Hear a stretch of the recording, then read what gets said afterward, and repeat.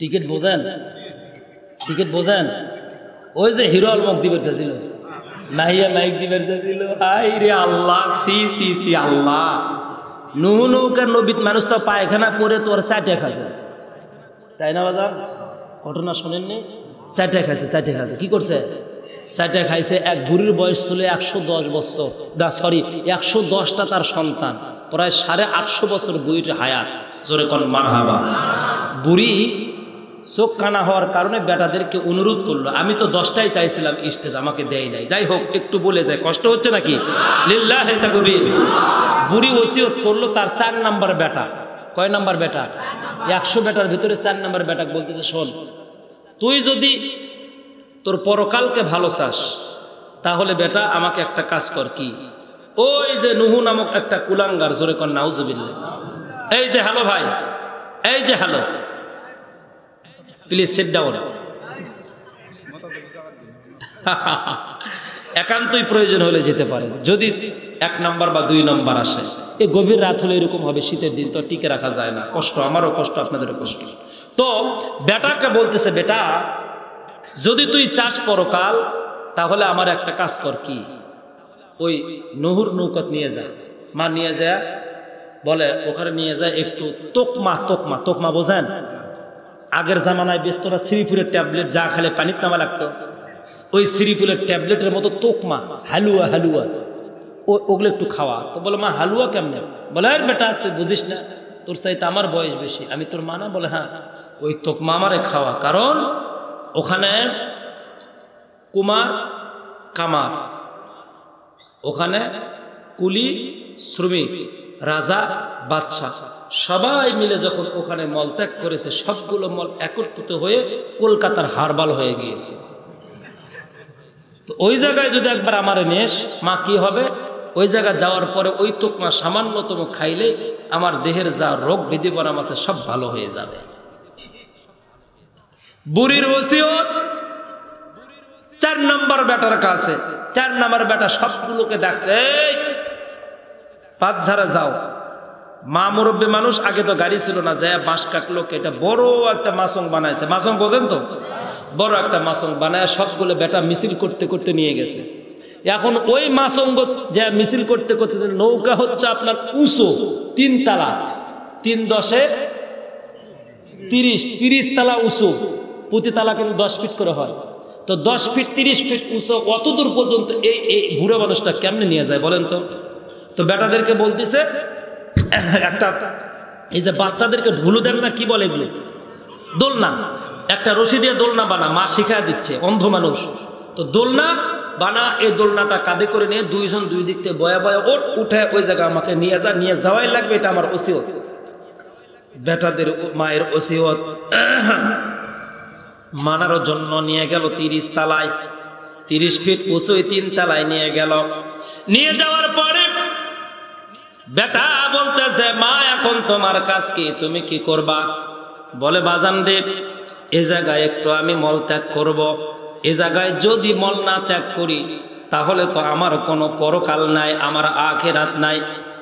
আমি শেষ একটা দিবস আছে, ওই দিবসে আমি আমার স্রষ্টার কাছ থেকে কোনো পুরস্কার পাবো না, ভগবানের কাছ থেকে পুরস্কার পাবো না।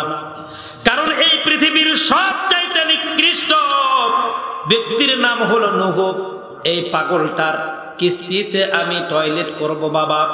4 জন বেটা 4 সাইডে দাঁড়ায়া মাকে বললো, মা আপনি টয়লেট করবেন, আমরা কি করব? বলে বেটা একটু দূরে যা। দূরে চলে গেল, কিন্তু মা আপনাকে ছেড়ে দূরে গেলে হঠাৎ যদি আপনি পড়ে যান, মেসলা বেটা এসে বলতে যে বড় ভাই আপনার বুদ্ধি নাই, মার হাতটা একটু ওই যে নৌকার যে কাদা আছে, কাদা কাদা বোঝেন না, ওই কাদা হাতটা লাগায় দেয়। বুড়ি খালি থরথর করে কাঁপে। মেজলা বেটা কাদায় হাত টান দেন কে ভাই? এই কাদায় হাতটা এরকম লাগায় দিয়েছে, আর এক বেটা আর এক কাদায় হাত লাগায় দিয়েছে, দিয়ে বলে মা এখন আপনি সাফায় ধরে যা করা লাগে করেন। বলে বাবারে এখন করব, কিন্তু আমার হাত তো 2টা বন্ধ, পিছনের কাপড় আলগা করবে কে? বলে মা এই কাজটা আমরা করতে পারবো না, সন্তান হিসেবে আমরা অন্য দিক তাকায় আপনি পেছনের কাপড়টা আলগা করেন যাতে মল না ভরে। অন্ধ মানুষ পেছনের কাপড়টা আলগা করে টাইট করে বাঁধলো, সন্তান দুইটা কাদায় হাত লাগায় দিল, আর বলল মা আমরা দূরে যাচ্ছি, মায়ের ইজ্জত আমরা দেখতে পারবো না, আমরা সন্তান। এই কথা বলে সন্তান 4টা দূরে চলে গেল। মা প্রথমবার একবার কোথনে দিয়েছে, মল আসে নাই। দ্বিতীয়বার কোথনি দিয়েছে, মল আসে নাই। তৃতীয়বার সামান্য একটু আসছে, কিন্তু উনি মনে করতেছে যত মল ফালাবো তত উপর ওলা খুশি হবে। চতুর্থবার পেটের ভিতরে কোনো মল নাই, কোথনে দিতে যায় ওই বুড়ি আস্তে করে গোড্ডা ওই মলের ভিতরে পড়ে গেছে। বুড়ি পড়ে যায় একেবারে খালি খাওয়ান না রে বাজার, একেবারে ডুবে গেছে নিচে, নিঃশ্বাস খালি কোনো মতো নাক বাইরে হয়ে আছে। আচ্ছা বেটারা মনে করতেছে যে মা তো আরামসে কাজ করলে আমাদেরকে তো ডাক দেবেনি। এখন খাওয়া দাওয়া শেষ হওয়ার পরে খালি বুড়ি খালি দাবাচ্ছে আর সাউন্ড হচ্ছে, কে রে মা এরকম করে করে কি হলো? আয়সা দেখে মা একেবারে আল্লাহ একেবারে তো বেতলা। তখন মা দড়ি দিয়ে টেনে তুলছে, তোলার পরে দেখে মায়ের 2টা চোখ একেবারে চকচকা। বলে এই বেটা আমি এই জায়গায় বসে থাকবো কে? বলে আমার চোখ ভালো হয়েছে এই জায়গায়, তোরা বাড়িতে যা, খবরদার যাবার সময় কাউকে বলবি না, তোরা 100 ভাই কাউকে বলবি না, তোর বাড়িতে ড্রাম, বোতল, বয়াম, যার বাড়ি যা আছে চুপি চাপি নিয়ে আসবি, কেউ জানি না জানে। যদি দিনের বেলা আনতে দেরি হয় মানুষ দেখে, তাহলে সন্ধ্যাবেলায় রওনা দিবি। কখন সন্ধ্যাবেলায় রওনা দিবি। বেটারা চলে গেল বাড়ি, একেবারে গরুর গাড়ি, ঘোড়ার গাড়ি, উটের গাড়ি করে যা লাগে নিয়ে এসে যার মনে তাই নিয়ে গেল। নিয়ে যা বলতে আমাদের কাছে যা আছে, গ্রামের কারো কাছে কিছু নেই। ওই বুড়ি যে চোখ পাইছে ওই আর চুপ করে নেই, ওই ফুস করে গ্রামের আর একটা বুড়ির কাছে বলছে, ও বউ আপনি না বিখাউজ ঘা? বলে তোমার চোখ কেমনে ভালো? কাগজ আমি কই না। কি হয়েছে? বলে যে নূর যে নৌকা ছিল ওই জায়গায় যা তুকমা অল্প একটু খাইছি, চোখ ভালো হয়ে গেছে। বলে তাই নাকি? বলে খবরদার কেউ জানে না জানে, আপনি অল্প একটু খাইলে আপনারও গা ভালো হয়ে যায়। এ জোরে কর লিল্লাহে তাকবীর। তো মুসা আলাইহিস সালামকে বলছে আপনি কি ওই টিকিট রাখবেন? বলে হ্যাঁ টিকিট দরকার আমার। তো বলে টিকিট যদি রাখেন তাহলে ওই মধুপুর যে ডাস্টবিনে ফালায়া দিয়ে আসছেন ময়লা, ওটুক বাড়িতে নিয়ে আসবেন, তারপর গোসল দিবেন, তারপর কাফন পরাবেন, তারপর সম্মানের সাথে কবর দিবেন।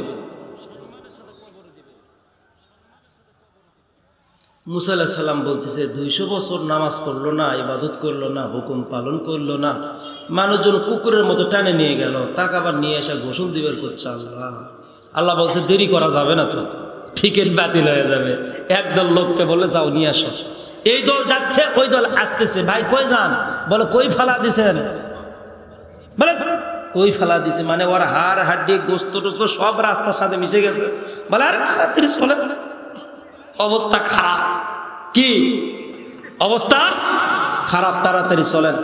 2 দল চলে গেল, নিয়ে আসলো, গোসল দিল, কাফন করলো। দাফনের জায়গায় যা মুসা নবীর সকল উম্মাহগুলো বনি ইসরাইল বলতেছে যে 200 বছর করে ইবাদত না করেও আল্লাহ ক্ষমা করলো, তার আমল ছিল কি? আল্লাহ পাক মুসা নবীকে বললেন আপনার উম্মাহদেরকে বলে দেন এই ব্যক্তির 200 বছরের ভিতরে কোনো আমল আমার দরবারে পছন্দ হয় নাই, কিছুই করে নাই, কিন্তু 2টা কাজ ইনি করতো, এই 2টা কাজ আমার বড্ড পছন্দ হয়েছে, যার কারণে 200 বছর সকল অপরাধ আমি আল্লাহ ক্ষমা করে দিয়েছি। জোরে হয়নি, জোরে হয়নি, আর একবার জোরে জোরে জোরে। শেষ ওয়াজ।